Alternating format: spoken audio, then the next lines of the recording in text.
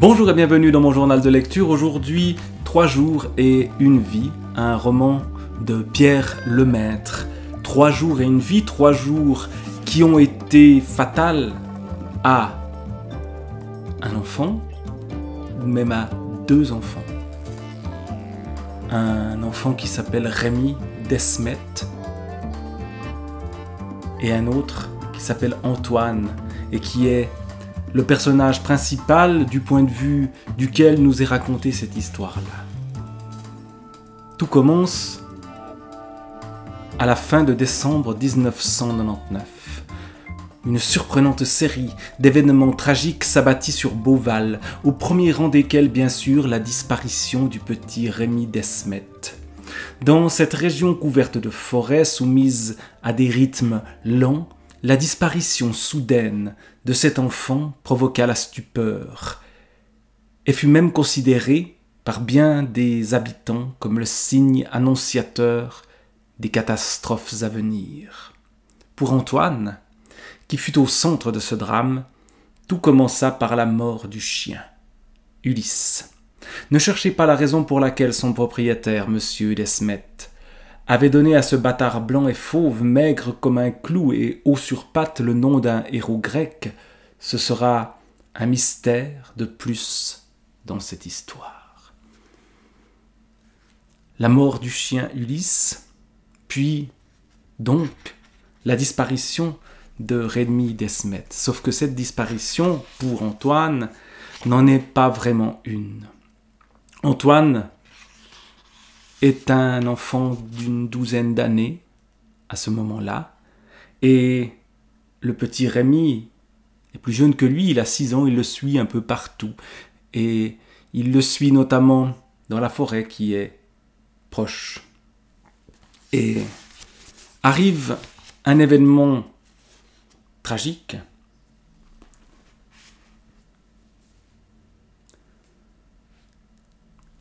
qui est raconté dès la page 24-25 du livre, donc très vite, et qui va bouleverser véritablement la vie d'Antoine, la vie de Rémi encore plus, et la vie de ce lieu, Beauval, ce petit village ou cette ville, ce lieu où tout le monde se connaît.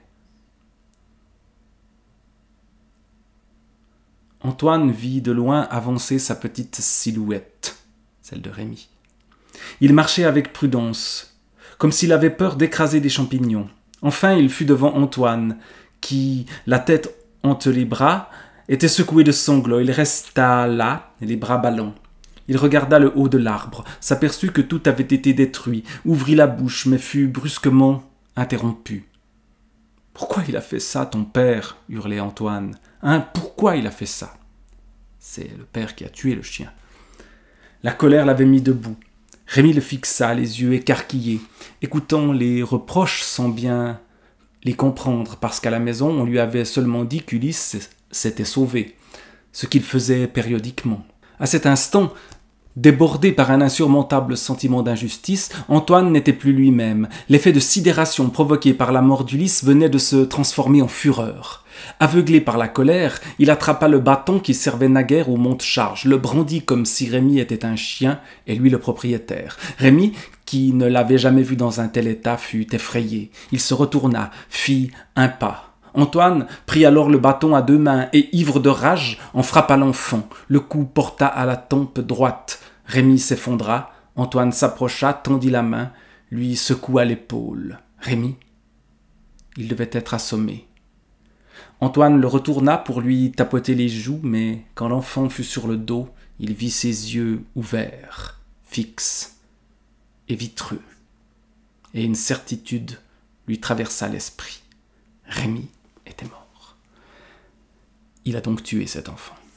Et toute la suite de l'histoire, eh bien, c'est comment Antoine, qui a 12 ans, qui est aussi un enfant, réagit à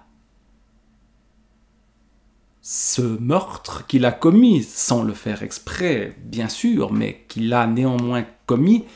Et dans les jours qui suivent, eh bien, il y a des battues qui se font pour retrouver l'enfant qui a disparu. Il l'a caché sous la souche d'un arbre dans une forêt assez dense.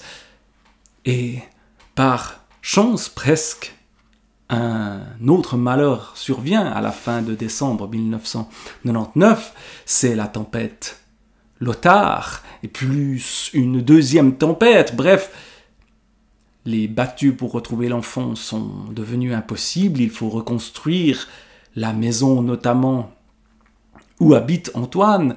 Et donc, finalement, il s'en sort. Il ne sait pas comment réagir. Il veut s'enfuir. Il ne le fait pas. Il tente même de prendre trop de médicaments. Mais là aussi, ça ne fonctionne pas. Puis, il y a cette angoisse, à la fois cette culpabilité et cette peur d'être arrêté et que sa vie soit gâchée. Et puis on le retrouve, Antoine, plus tard dans la vie. On le retrouve plusieurs années après, quand notamment un parc d'attractions est construit, où il y avait la forêt, et où donc il est possible qu'on retrouve cet enfant qui a été tué par lui, et il doit vivre donc avec cette culpabilité-là, et tout le roman est dans cette tension-là, cette tension où au fond, on se met à la place de ce jeune homme, Antoine, qui doit porter toute sa vie la mort d'un enfant, un geste trop brusque une fois dans sa vie, mais qui, au fond, fait qu'ensuite il doit à la fois assumer. En même temps, il ne l'assume pas vraiment, puisqu'à aucun moment il va se dénoncer. Il va, au contraire, fuir, notamment le test ADN, au moment où on retrouve le corps et on retrouve les traces de quelqu'un d'autre. Ce qui va d'ailleurs bouleverser complètement sa vie. Alors je ne vais pas forcément dire comment ici cette histoire d'ADN change sa vie et fait que peut-être ce qu'il avait rêvé comme vie, ce qu'il avait imaginé s'effondre et sa vie devient beaucoup plus banale que ce qu'elle aurait pu être. Il devient médecin. Il épouse la femme qu'il aimait quand il était adolescent, mais peut-être qu'il n'aime plus une fois adulte. Et donc on a dans cette histoire-là, celle de 3 jours et une vie, un condensé de cette tension intérieure du personnage qui est assez prenante quand on la lit. On se met à la place de cet enfant puis de cet homme qui a été frappé par un malheur, par une catastrophe véritablement. Et c'est ce qui fait l'intérêt, je crois, de ce livre, c'est de concentrer toute notre attention sur les conséquences d'un fait. C'est une réécriture, j'allais dire simplifiée, condensée, ramenée à l'essentiel de Crime et Châtiment. En fait, que cette histoire-là de 3 jours et une vie de Pierre Lemaître.